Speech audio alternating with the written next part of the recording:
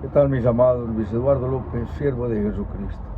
Un saludo muy afectuoso. Un saludo en el nombre de nuestro Señor Jesucristo, nuestro Señor Dios, Rey y Salvador, a quien proclamamos, por quien vivimos, con quien anhelamos tener el encuentro, porque dice la palabra en cuanto a nuestra reunión con nuestro Señor Jesucristo, al encuentro que tenemos con Él, no se dejen engañar. Hay una reunión programada con nuestro Señor Jesucristo y está pronto, muy próxima a realizarse, dice 2 de Tesalonicenses capítulo 2 versículo 1. Hoy vamos a ver en el libro de el profeta Ezequiel un tema titulado El alma que pecare morirá. En el capítulo 18, el alma que pecare, esa morirá, porque han existido muchos conceptos equivocados desde la antigüedad. Este libro fue escrito aproximadamente hace 2600 años, unos 600 años, 550 años antes de nuestro Señor Jesucristo.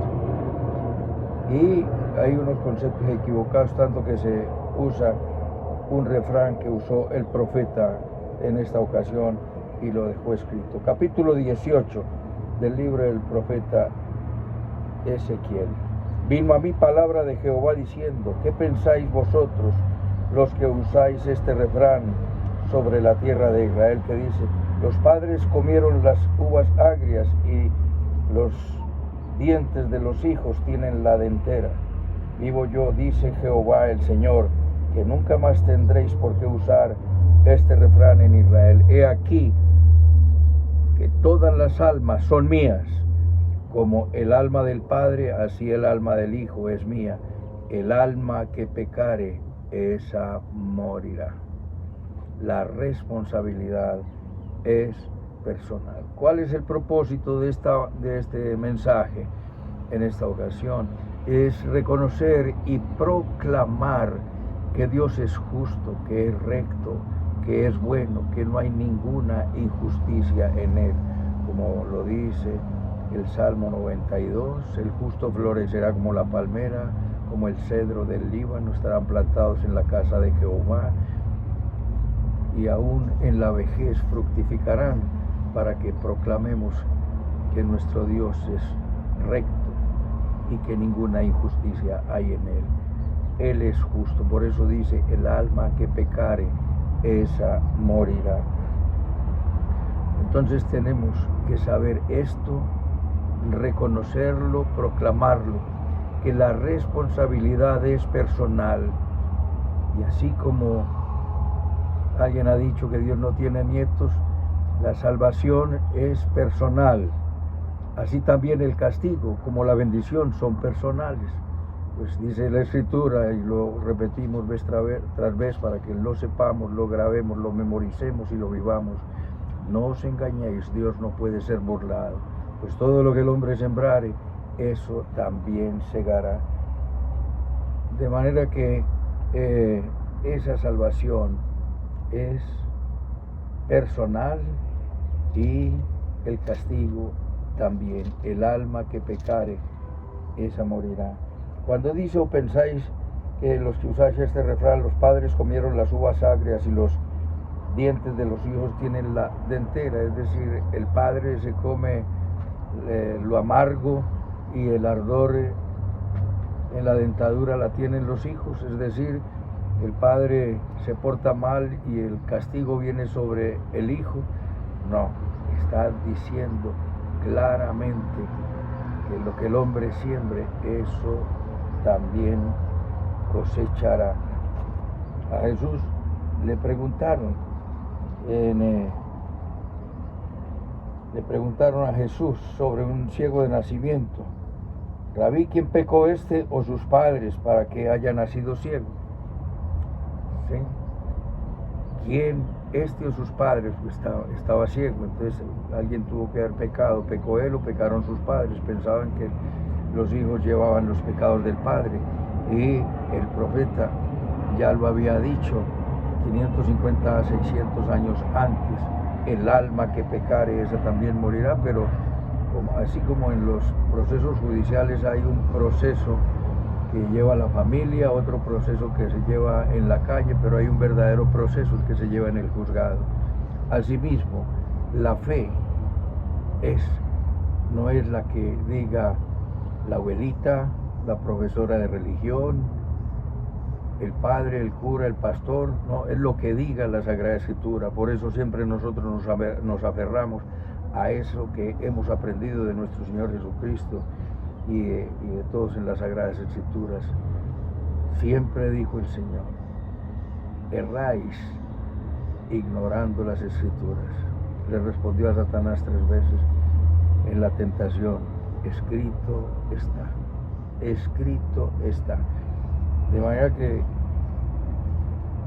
años después de que fue escrito esto por el profeta Ezequiel, la gente le pregunta: usted está ciego, entonces ¿de quién es el pecado? El Señor no sació su equivocada curiosidad y dijo: no es esto, no es que pecó ni sus padres, sino que esto ocurre para que las obras de Dios se manifiesten en él. Ni ni sus padres, es para que la gloria de Dios se manifieste, para que las obras de Dios se manifiesten en él. Mucha gente está sufriendo en este momento y puede ser a causa de su pecado, puede ser a causa de una prueba o sencillamente para que las obras de Dios se manifiesten en ti. Puedes estar en este momento sufriendo y Dios te va a levantar. La gente dice: pero ¿por qué sufre si es tan entregado a Dios? El poder y las obras de Dios se van a manifestar en ti muy próximamente, porque Dios nos da la bendición.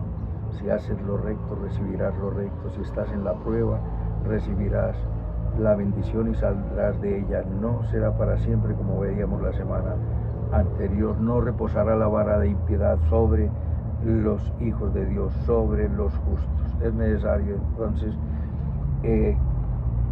esto no era que él hubiera pecado ni su padre, sino para que las obras de Dios se manifestaran en él.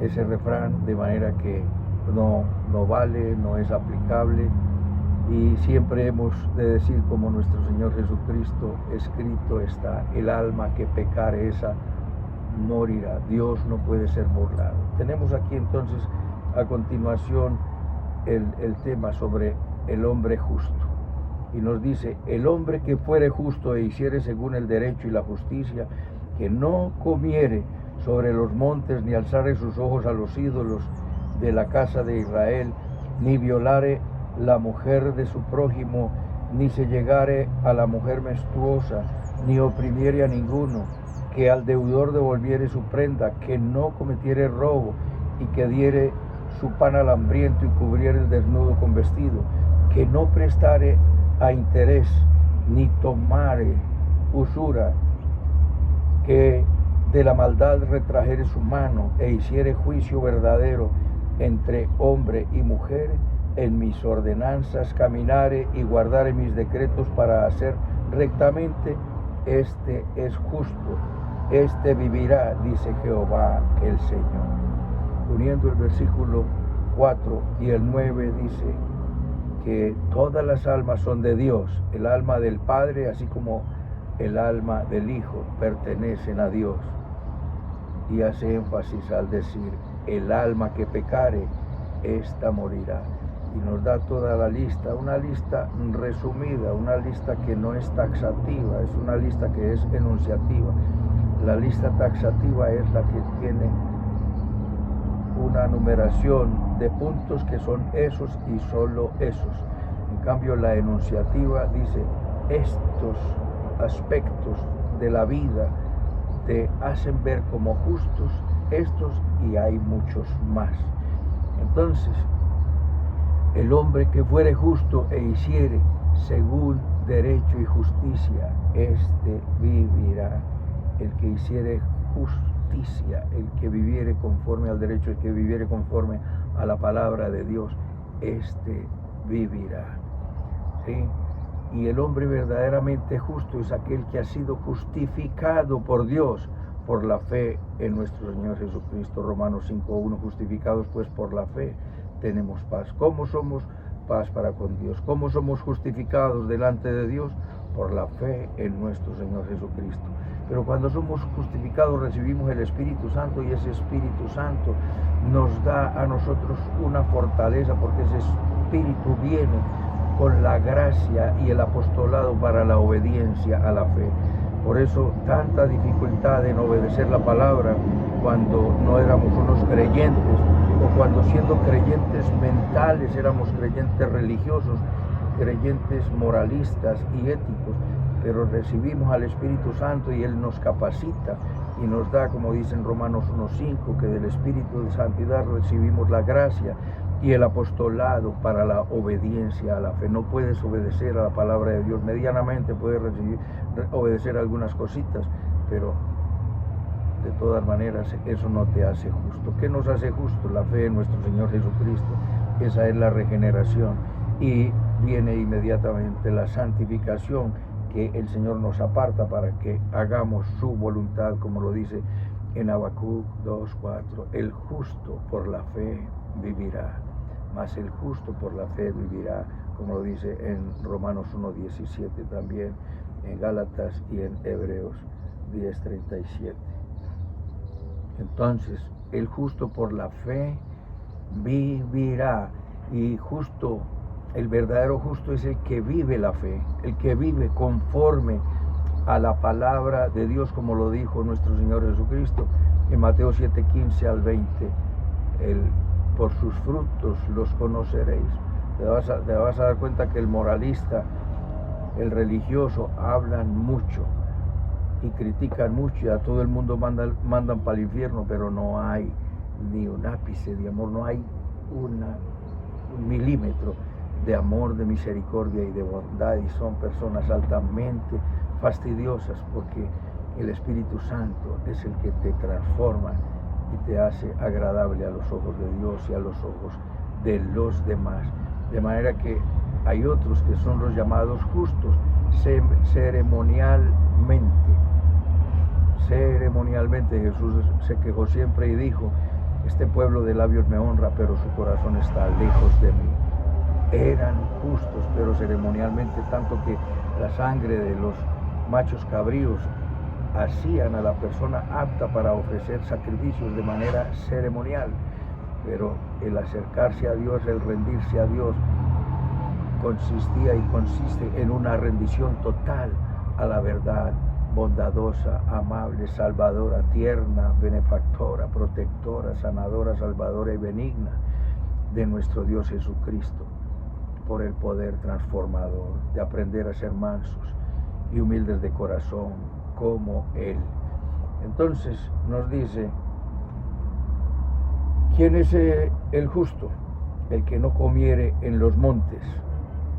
Número 1, aquellos que no son controlados por el mundo, nos está diciendo. Los que no son controlados por el mundo, los que no son absorbidos por la sociedad de consumo, son separados para Dios, es decir, santificados, nos dice el versículo 6, los que no comieran en los montes, porque los montes eran los lugares de adoración satánica o adoración pagana, alejados completamente de lo verdadero y absorbidos por el mundo, por sus modas, por costumbre, aceptando, diciendo, proclamando y viviendo lo que dice: pecado es lo que no se hace. Es decir, la palabra pecado se ha sacado del diccionario. ¿Quién es justo? Aquel que no es controlado por el mundo, que el mundo no se lo absorbió, porque el mundo se los tragó con su ética, con su moral y con los libres pensadores de hoy en día, donde la moral y lo bueno es completamente relativo. Número 2, el que no alza sus ojos a los ídolos de la casa de Israel.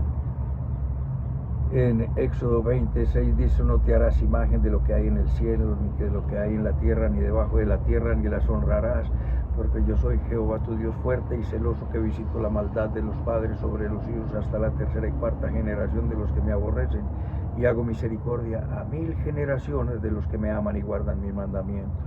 y sobre la idolatría hemos hablado mucho, pero aquí lo cita de nuevo el profeta Ezequiel.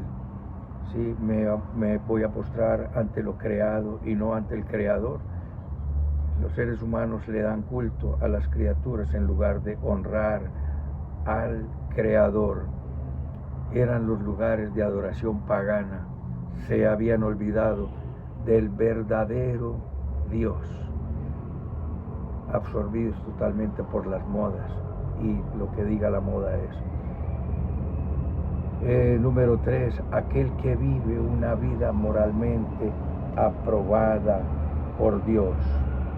El que no violare la mujer de su prójimo ni se llegare a la mujer menstruosa. Tienes una vida moralmente aprobada por Dios, separado, tienes que separarte de lo impuro sexualmente, de la fornicación, del adulterio, de la lujuria, de la lascivia. La lujuria es el pecado mental, la recreación mental y morbosa en tu corazón y en tu mente, y la lascivia es el deleite que llega a las caricias, al acto en sí. Tienes que apartarte de eso y tener una vida moralmente aprobada por Dios, completamente separado de la codicia, de la avaricia y de la maldad. Este es justo.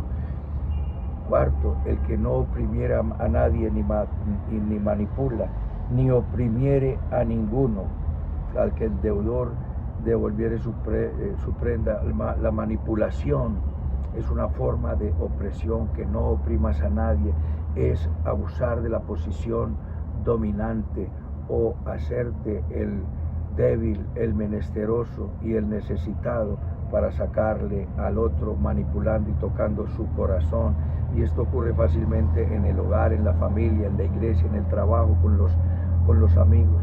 El profeta Samuel, cuando ya terminaba su vida ministerial como juez y como profeta de Dios, le preguntó al pueblo, siendo ya viejo, que si había oprimido o manipulado con engaño al pueblo, y el pueblo dijo que había tenido una vida justa y recta. Así nosotros hemos de andar en rectitud. En quinto lugar, que no cometiera el robo, que diere su pan al hambriento y cubriere al desnudo con vestido. El que no se queda con lo ajeno, haciendo violencia económica a otros, no quita a otros las libertades, como en el trabajo excesivo y opresor, en la explotación del débil, en el racismo, en el ejercicio del abuso, en el ejercicio y del abuso de la posición dominante, como lo hemos dicho. Ese, el que no se queda con lo ajeno. En sexto lugar, apoya incondicionalmente al necesitado, mantiene espíritu de servicio, es generoso, es amable, bondadoso. El que diere su pan al hambriento y saciar el alma afligida, el que cubra al desnudo, como lo dice en Isaías 58, ese es justo. Otro, el que su dinero no dio a usura, como en el Salmo 15, ¿quién subirá a tu tabernáculo y quién morará en tu monte santo? El que su dinero no dio a usura, ¿sí? El que habla justicia, hace verdad.